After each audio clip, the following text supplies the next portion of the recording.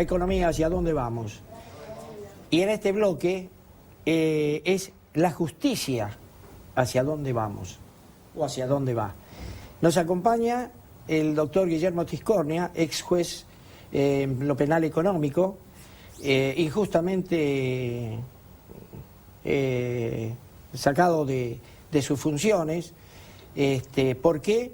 Por considerar que había que respetar por un lado la Constitución y por otro lado por llevar a cabo una investigación que el mismo Rodolfo Echegaray, ¿no? Ricardo Echegaray lo denunció, que fue el contrabando de armas. Y bueno, el juez Tiscornia investigó y llegó a resultados que no tenían que hacerse a la luz y fue separado del cargo. Guillermo, gracias por venir. Bueno, el gusto es mío, Richard, te agradezco mucho, buenas noches. Y bueno, si la economía no anda bien, no creo que la justicia ande mejor. Lo que ha dicho el colega que nos precedió en la entrevista, está muy claro. Si el atraso del tipo de cambio y la inflación ha generado, por ejemplo, que la empresa brasileña Vale haya desistido de una inversión multimillonaria que prometía revolucionar la matriz industrial argentina. Es decir, de hecho, con los costos que trae aparejado de reposición, los insumos sobre cuya base se tiene que llevar a cabo esta inversión, una provincia cuyana, Mendoza, la empresa Vale hizo su propia evaluación y con este ritmo inflacionario y con este atraso del tipo de cambio, el resultado es que Vale dijo, no, yo acá no invierto. Pero además traían la plata para invertir y la tenían que cambiar al tipo de cambio oficial. Es decir que ya de entrada perdían el 30% ese es el problema, para comprar los insumos. Y la existencia de una dualidad en la cotización de la divisa, o sea, el dólar oficial, el dólar blue, esto que provoca las distorsiones que el colega experto en macroeconomía explicó mejor que yo, obviamente, no voy a incursionar en una materia que a mí no me compete, pero digamos que si la economía no funciona bien y hay distorsiones en las variables económicas, ¿por qué tiene que andar bien la justicia? ¿Por qué tiene que andar bien el aparato de seguridad? ¿Por qué tiene que andar bien el aparato de defensa cuando vemos que hay naves que están en estado de obsolencia y que se hunden? ¿Por qué tiene que andar bien la fuerza de seguridad cuando no tienen estructura adecuada, ¿no? Pero, Guillermo, hasta hace poco, para la justicia, con los Ollarvide y los Caricoba Corral, a la cabeza, todo fenómeno. ¿Por qué? Porque todo se fallaba a favor del gobierno. Cuando empezaron a aparecer algunos juicios que al gobierno no le gustaron, ahí empezó la reforma de la justicia. Bueno, es la historia de siempre. Yo recordamos, Richard, que en entrevistas pasadas, que vos gentilmente me has convocado, yo siempre mencionaba a Alexander Hamilton, aquel jurista estadounidense que hace más de 150 años diagnosticó esta realidad. Y la historia se ha encargado de reafirmar que a lo largo en muchas latitudes, ¿sí?, el íntimo deseo que anida cualquier gestión de gobierno es contar con un poder judicial colonizado y adicto. O sea, las políticas de Estado que desarrolla un poder ejecutivo necesitan la bendición del discurso jurídico de la justicia. Es decir, por eso los cambios en la composición de la Corte, los cambios en la composición de la Cámara de Casación Penal, la salida gradual de magistrados que tenían una formación conservadora, a cambio de esta formación garantista, por decirlo de alguna manera, aunque no es tal, digamos, ¿no?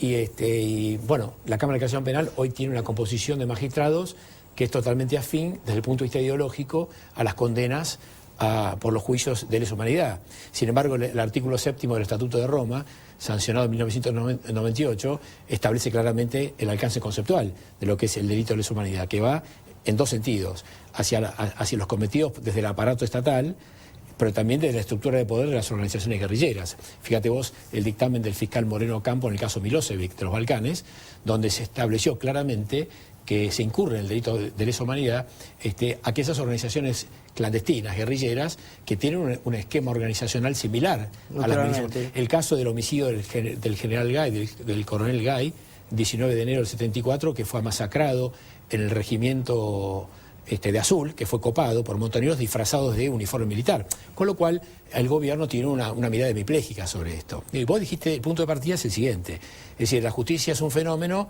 si el juez falla a favor mío. Ahora, la justicia es muy mala si falla en contra de mis intereses.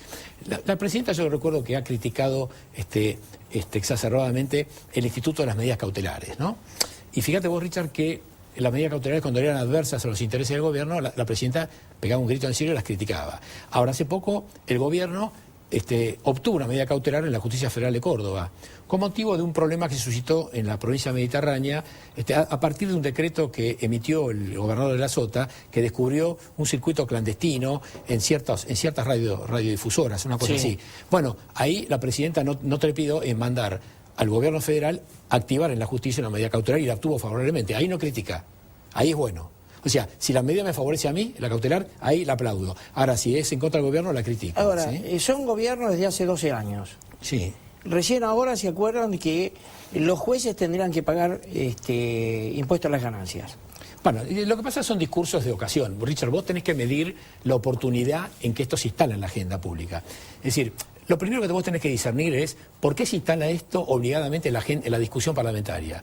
Bueno, se instala 2 días de que se estaba discutiendo el memorándum con Irán, que había fuertes críticas hacia el gobierno. Entonces, generalmente el poder político evalúa un criterio de oportunidad y de conveniencia. ¿En qué momento instalar en la agenda determinada cuestión para tratar de tapar otra distinta? O sea, al tergiversar el orden de prioridades. Es decir, ¿qué es más prioritario hoy? ¿Reformar la justicia o fortalecer el aparato de seguridad y que pare la ola de inseguridad? Digo, pregunto, ¿qué es más importante, la vida o el patrimonio de las personas? Una cosa es urgente y otra es importante. Entonces, yo creo que el gobierno tergiversa el orden de las prioridades de la agenda ciudadana, no tanto de la agenda pública, porque la agenda pública la define el gobierno, o pretende instalar el gobierno, pero la agenda ciudadana la marca la urgencia de la problemática que siente el ciudadano. Fíjate vos qué curioso, ¿no? Se habla ahora de esta idea revolucionaria de reformar la justicia. Y yo te digo, Richard, lo siguiente.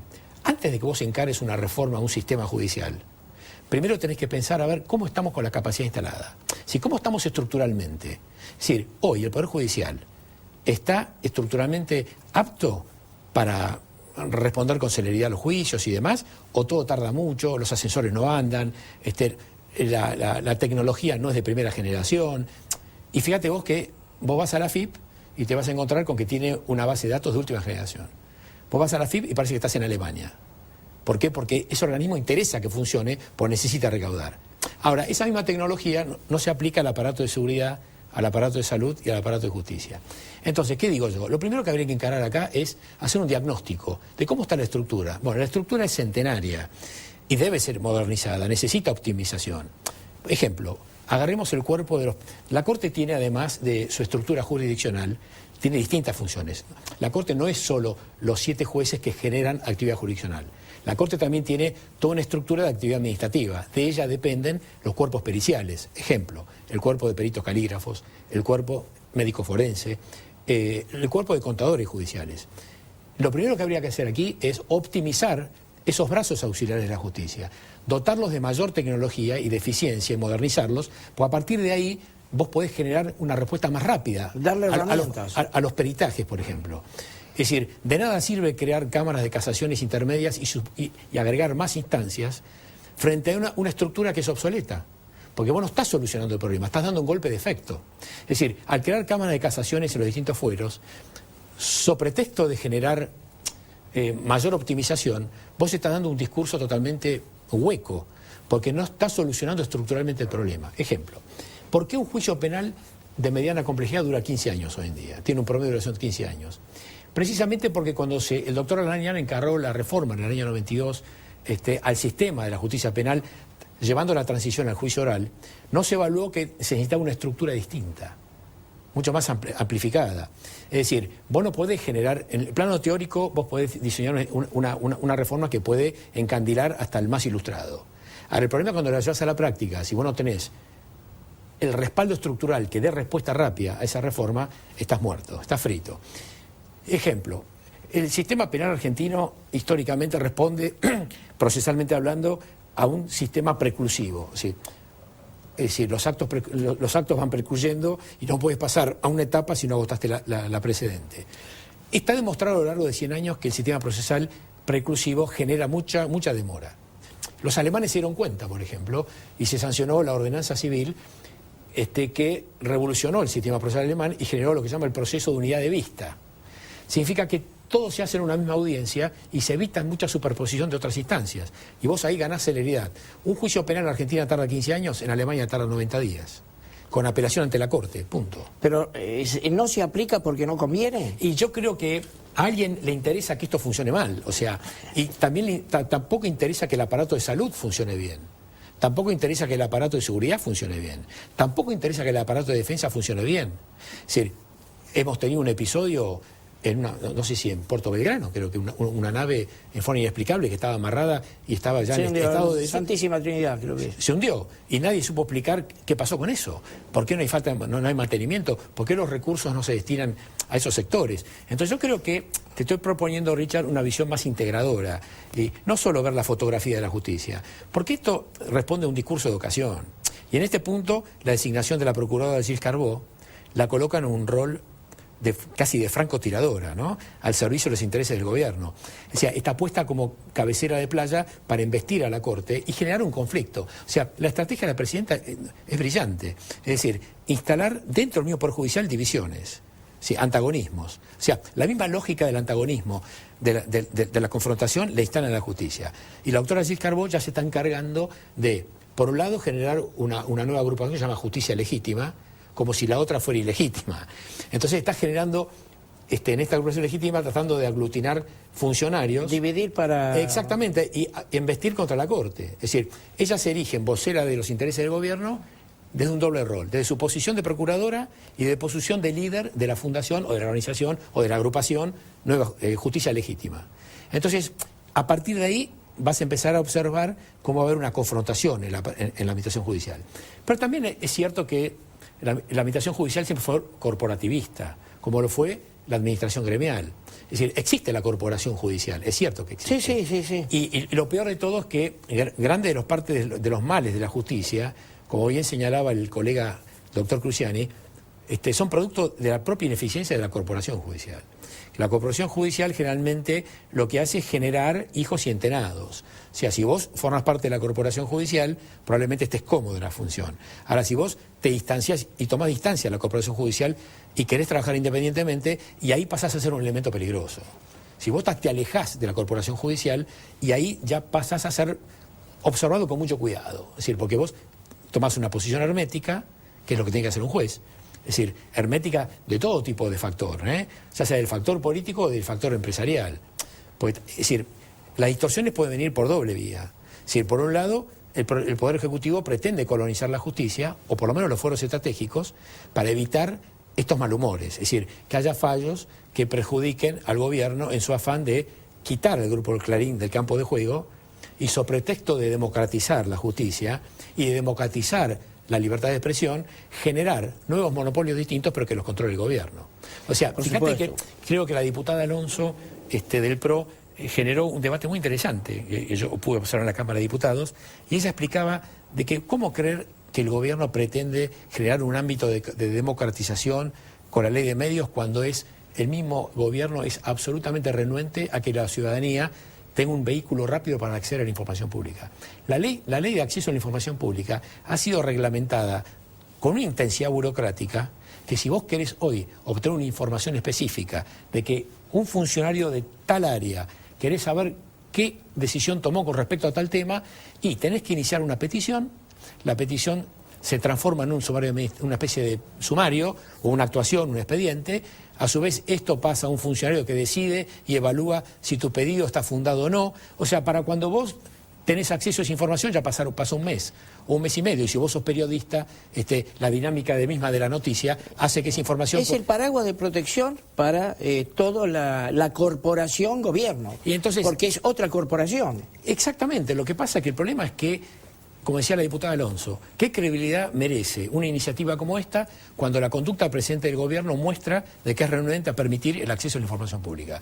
Es decir, evidentemente, en la disputa que tuvo el doctor Kirchner con Clarín, yo tengo todo el derecho del mundo de conjeturar, por lo menos, de que si sacan a Clarín del campo de juego, si logran hacerlo, quizás se constituye un monopolio distinto que responda al interés del gobierno de turno. Dígame, hay, no sé, media docena de medios independientes y hay 200 que son cooptados por el gobierno y que reciben plata del gobierno. A partir de la publicidad oficial. Es decir, es otro aspecto que destacaba la diputada Alonso también.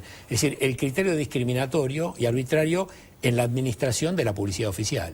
o de la pauta oficial, se dice así, sí, ¿no? pauta de la pauta oficial. Yo no soy experto en esa cuestión, pero soy observador y trato de interiorizarme y de leer. Pero volviendo al tema por el cual vos me convocás, y aún proponiendo una visión más integradora, más conceptual, evidentemente la justicia... Guillermo, creo que vamos a tener que ir a otro programa porque tenemos 1 minuto y medio. Bueno, entonces Richard, yo te agradezco mucho, pero te digo, el problema de la administración judicial es crónico. Es decir, históricamente todos los gobiernos de turno intentaron tener colonizado a los foros estratégicos para bendecir su política de Estado, para que las políticas de Estado estén apoyadas desde las resoluciones que da la Corte. Vos ponías ejemplos de algunos magistrados. O sea, vos pensás el ejemplo del juez Ollarvide, ¿no? Con respecto al sobreseimiento que dictó respecto al matrimonio de Kirchner. Yo creo que hay algo más grave que eso. Más grave es la inactividad del fiscal Tayano, Totalmente. Que no introdujo un recurso de apelación para que la Cámara Federal pudiera revisar eso. Es mucho más grave la inactividad posterior del Ministerio Público Fiscal, que dejó de recurrir esa decisión y de impugnarla, porque nos hubiera dado la oportunidad de que la Cámara de Apelaciones, la Cámara Federal, se hubiera expedido sobre el sobreseimiento. Pero era esto es lo grave del sistema. Pero esto es lo grave del sistema. Era la forma para que eso terminara allí y no se volviera más del tema. Exactamente. Y, casualidad, que al contador de los Kirchner tuviera un incendio en su oficina y se quemaron todos los papeles. Bueno, esos siniestros suelen ocurrir, ¿no? Han ocurrido alguna vez. Han ocurrido. En otras reparticiones también han ocurrido, ¿no? Han ocurrido. Guillermo, gracias por venir. No, el gusto es mío, Richard, muchas gracias. Como el tema da para mucho más, sí, te vuelvo a convocar en otro momento. Va a ser un placer. Gracias. Y buenas noches. Muchas gracias. Vamos a un corte, señor director.